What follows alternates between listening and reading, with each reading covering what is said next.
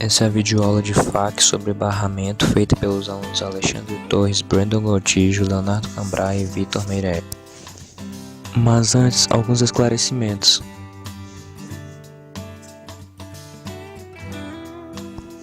O objetivo dessa videoaula é apresentar o conceito e o funcionamento do barramento, relacionando o mesmo com a pinagem em um computador.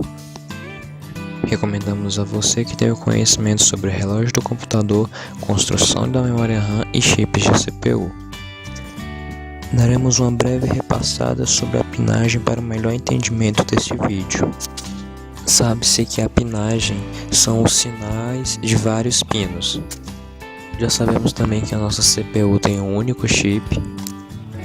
E todo esse conhecimento é importante para sabermos a interação, a relação que a CPU tem com a memória e com os dispositivos de saída e entrada.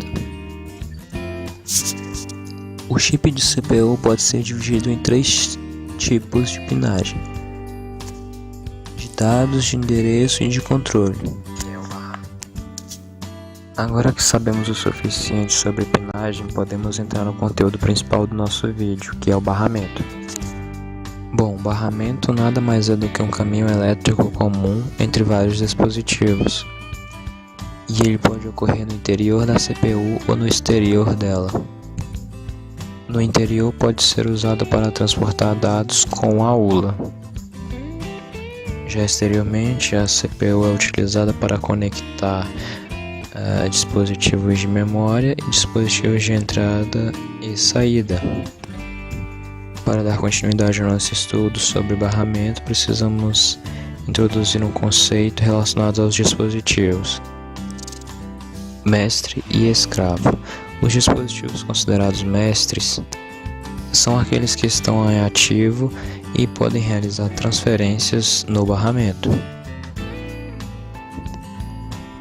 Já os escravos, eles são passivos, eles esperam por uma requisição. É importante destacarmos que em nenhuma circunstância a memória pode ser mestre. Ela sempre vai se passar por escravo. Vamos agora a um exemplo. Neste exemplo queremos saber como a CPU busca uma instrução. E a resposta é a seguinte: ocorre um conjunto de etapas. Primeiramente, a CPU coloca o endereço de memória daquela instrução em seus pinos de endereço.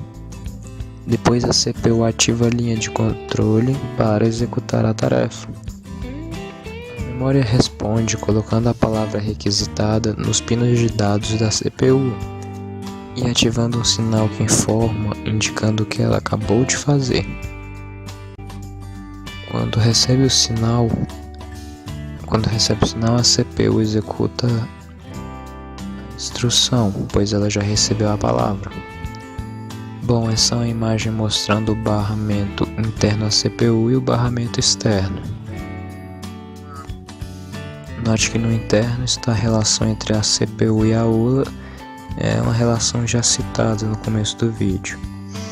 Outro tópico que nos interessa é saber a largura do barramento e qual a sua relação com o desempenho.